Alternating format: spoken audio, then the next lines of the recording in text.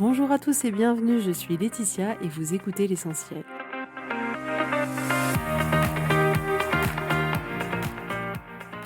L'essentiel est le podcast de coaching où je partage avec vous les outils et les techniques pour vous permettre d'avancer et d'avoir la vie que vous voulez. Je souhaite vraiment que ce podcast vous inspire et surtout vous encourage à passer à l'action. Vous pourrez retrouver toutes les notes de l'épisode sur www.laetitiamonaca.com. Pour ne rien louper, abonnez-vous au podcast sur la plateforme d'écoute que vous utilisez pour être tenu informé des nouveaux épisodes. Et pour finir, si vous avez aimé ce podcast ou tout simplement que vous pensez qu'il peut aider d'autres personnes, parlez-en autour de vous, ce serait super chouette. Et laissez-moi 5 étoiles et un petit mot sympa, ça m'aidera énormément à le faire découvrir et ça fait toujours plaisir. Voilà, je vous souhaite à tous une bonne écoute.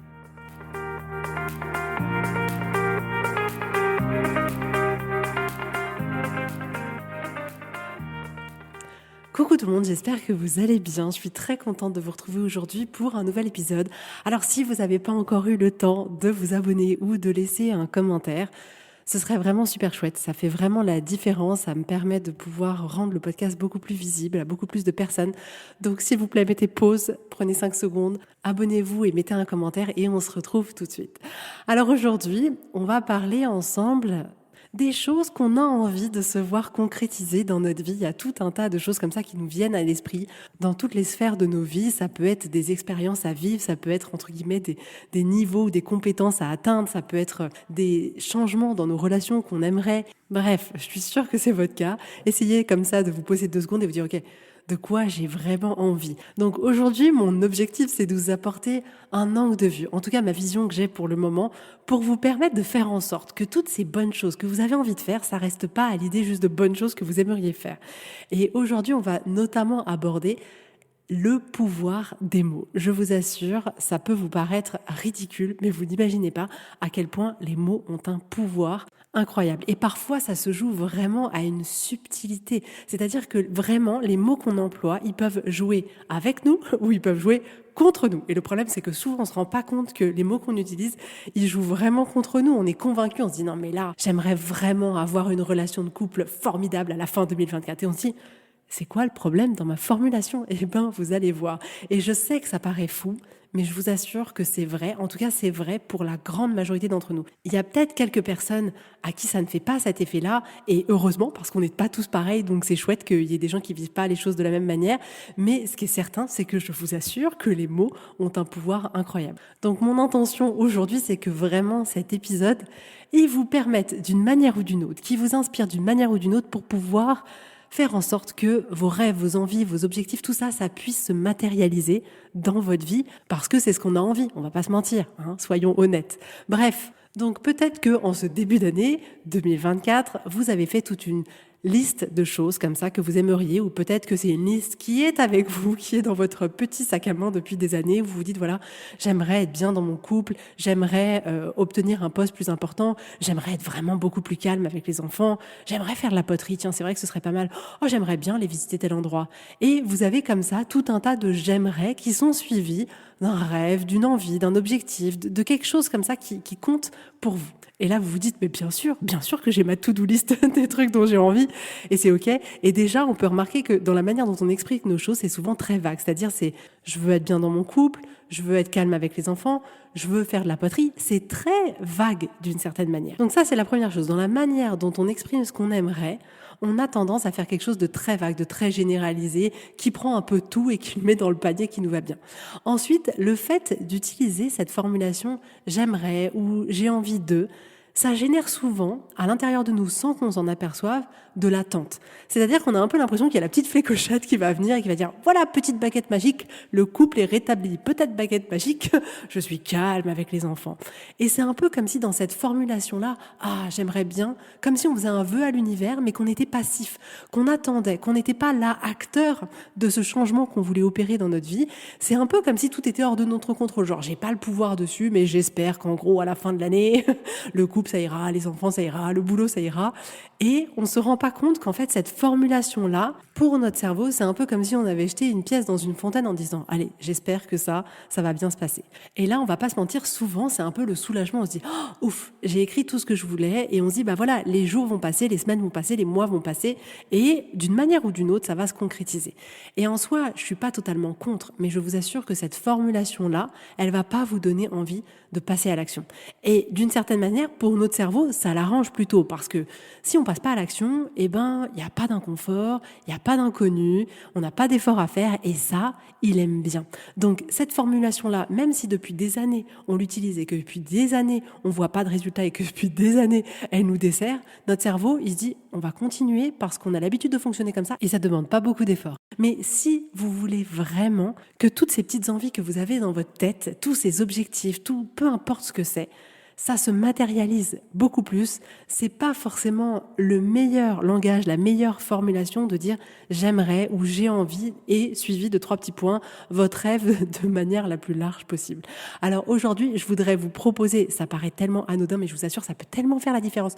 Je voudrais vous proposer une autre formulation pour que vous ayez un résultat qui soit différent. Alors, avant de partager ça avec vous, je veux vraiment vous rappeler que ici, dans ce podcast, je ne prétends pas du tout avoir une quelconque vérité. J'observe au travers de ma vie, au travers de mes expériences, au travers de mes clientes, je vois en réalité quels sont les pièges que nous dépose un peu notre cerveau. Et c'est à vous, en fait, d'expérimenter. Est-ce que ça marche pour vous? Est-ce que ça marche pas pour vous? Est-ce que je vous dis, ça vous parle? Est-ce que ça vous parle pas? Vraiment, gardez un regard critique, même sur ce que je peux vous dire, parce que je trouve que c'est toujours une bonne chose, pour la simple et bonne raison que je suis convaincue qu'il y a absolument aucune vérité et que là, à l'instant T, c'est ce que je ressens et que peut-être dans 10 ans, je me dirais autre chose. Donc, la formulation que je voudrais vous proposer aujourd'hui, c'est de vous dire à la place, je vais, suivi de l'action que vous avez envie de faire, de ce que vous avez envie d'expérimenter, et ensuite de mettre pour, c'est-à-dire pour quelle utilité, qu'est-ce que ça va vous apporter, pourquoi vous faites ça. Et dans certains cas, mais peut-être pas tous, vous allez pouvoir vous donner une deadline, de vous donner une date, de vous donner un moment comme ça où vous aimeriez que cette chose puisse être accomplie, validée, peu importe. Et là, la différence, c'est que quand vous dites « je vais », là, vous n'êtes pas dans l'attente. Là, vous êtes dans l'action, vous êtes dans la planification, vous êtes dans le « ok, on va faire comment maintenant ?» Et ça, je vous assure que ça fait une différence énorme. Imaginez déjà, avant même que je vous donne des exemples, la différence entre « j'aimerais » et « je vais ». C'est déjà pas du tout la même intention. Vous voyez ce que je veux dire? On voit déjà, avant même d'avoir mis le contenu derrière, à quel point c'est complètement différent. Donc là, je vais vous prendre différents exemples pour que vous puissiez voir la différence au niveau du langage. Vous allez pouvoir voir, ok, et c'est dans quelle formulation que je me sens la plus à l'aise. Et c'est vrai, c'est laquelle formulation, si je suis honnête avec moi-même, hein, on est d'accord?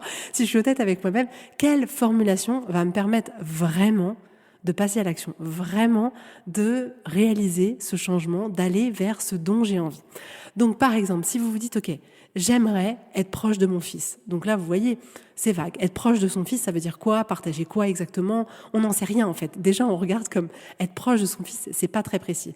Donc imaginez la différence entre j'aimerais être proche de mon fils et je vais cuisiner avec lui une fois par semaine pour me rapprocher de lui.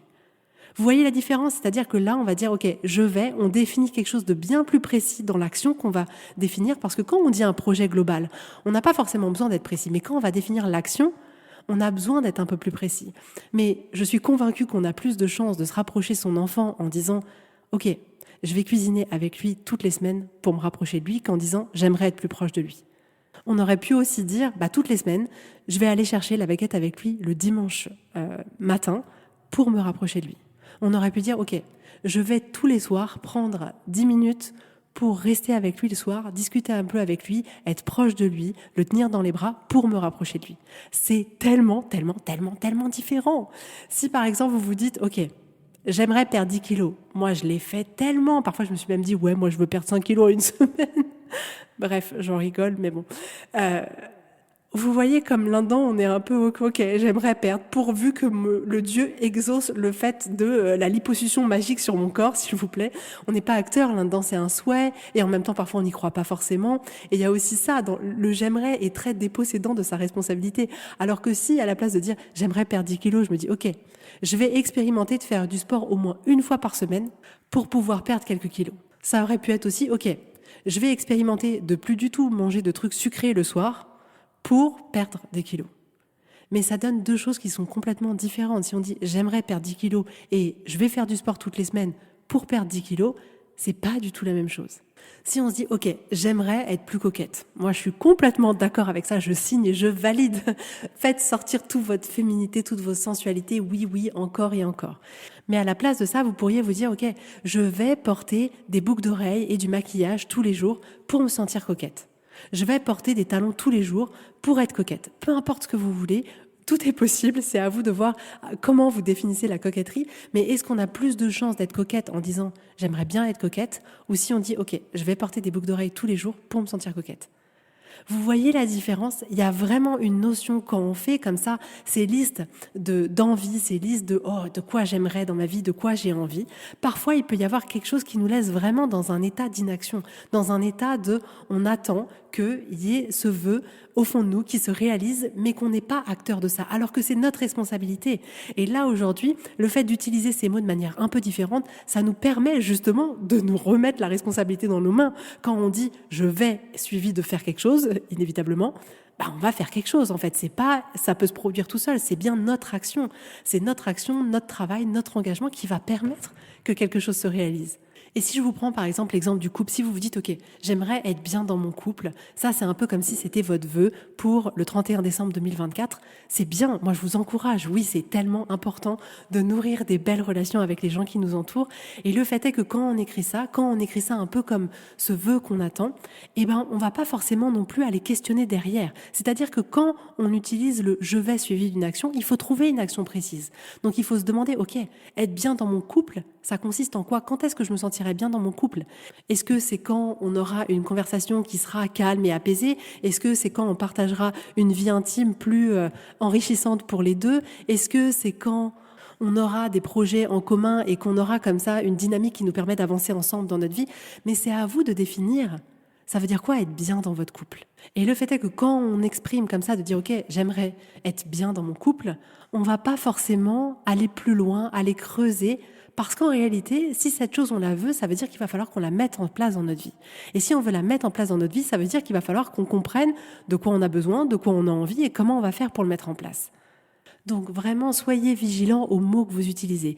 Mais on peut par exemple partir de l'envie, de ce que vous aimeriez. Gardez vraiment toute cette liste-là parce qu'elle est riche. D'une certaine manière, c'est vraiment les choses que vous voulez. Là, aujourd'hui, il est question de pouvoir faire en sorte que ces choses, elles se réalisent beaucoup plus dans vos vies. Mais partez de cette liste des choses que vous aimeriez vraiment avoir. Et déjà, dans un premier temps, demandez-vous, qu'est-ce que ça veut dire pour moi? Qu'est-ce que ça veut dire pour moi être proche de mon fils? Comment ça se matérialise vraiment? Qu'est-ce que ça veut dire pour moi perdre des kilos? Qu'est-ce que ça veut dire pour moi être bien dans mon couple? Qu'est-ce que ça veut dire pour moi avoir plus d'amis, etc. Et partez de là pour essayer vraiment, et je vous demande pas là d'y réfléchir pendant des jours et des jours et des jours et des jours, mais vraiment, prenez quelques minutes, prenez-en juste une envie qui vraiment compte pour vous, que vraiment vous pensez réalisable et dans lequel vous avez envie de vous engager. Parce que c'est un vrai engagement qu'on va prendre là, de se proposer d'aller au bout pour pouvoir, à la fin de l'année, se dire « hey, c'est trop cool, je suis trop fière de moi et ça, c'est moi qui l'ai fait ».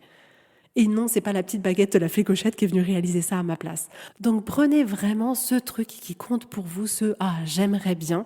Sauf que là, au lieu de rester de manière passive, on va aller juste explorer un tout petit peu, ok, ça veut dire quoi?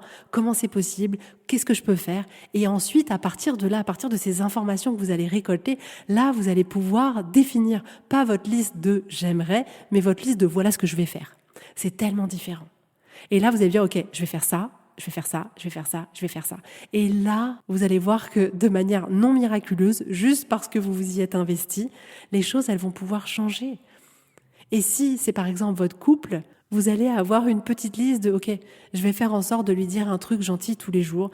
Je vais organiser une soirée par mois pour qu'on ait un petit dîner en tête-à-tête tous les deux. Je vais faire en sorte de le soutenir dans son travail en ce moment parce que je vois que c'est compliqué pour lui, etc., etc., etc. » Mais je vous en supplie, ne laissez pas comme ça vos envies rester sur une liste qui ne fait que se compléter d'année en année. Non, proposez-vous vraiment d'aller au bout de ces envies-là, au bout de que ce soit des rêves, des objectifs, peu importe.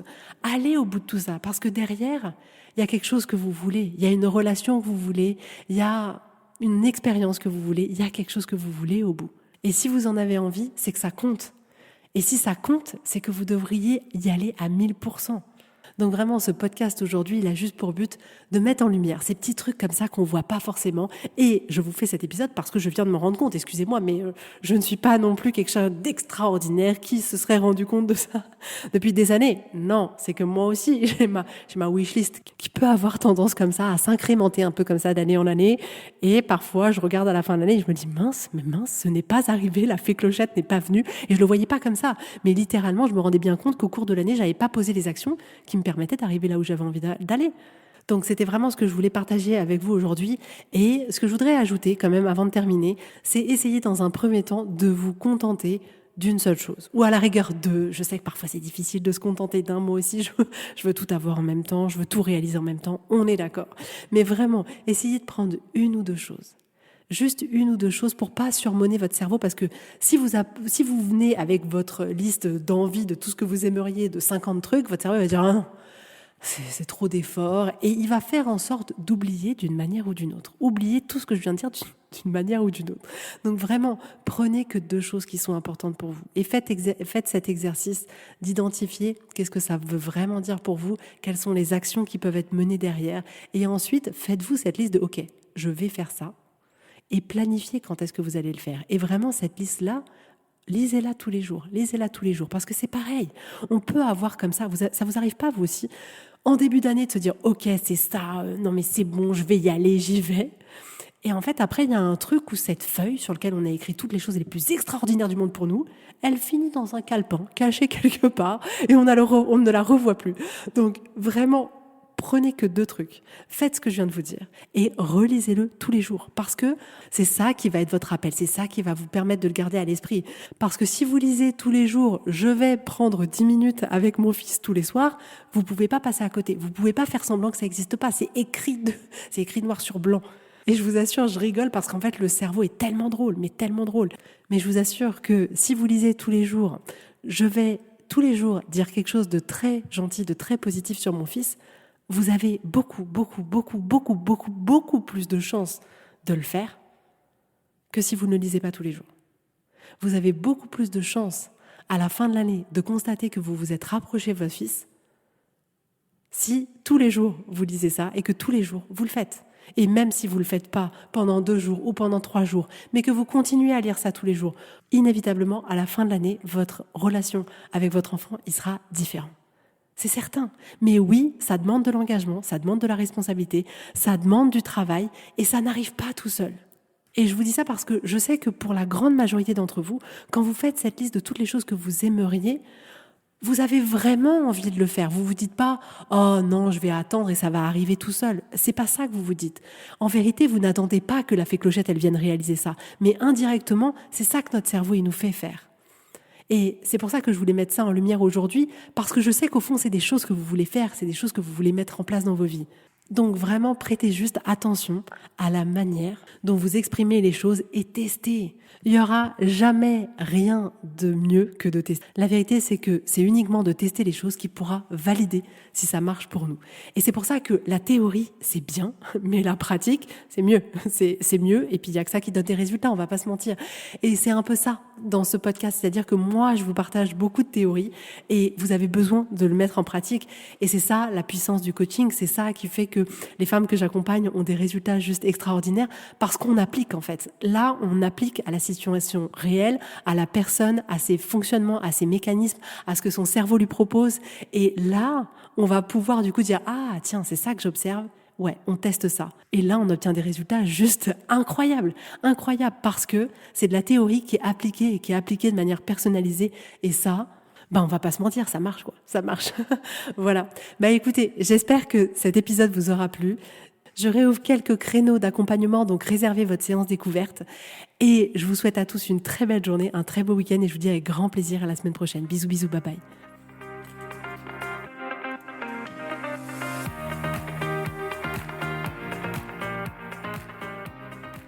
Si vous voulez mettre en application ces outils dans votre vie, sachez que j'accompagne des femmes qui souhaitent reprendre le contrôle de leur vie et enfin avoir des changements incroyables. Donc si vous aussi, vous voulez que votre vie change, contactez-moi sur www.laetitiamonaca.com/contact. Je serai ravie de travailler avec vous et de vous accompagner. Vous allez voir, ça va vraiment tout changer.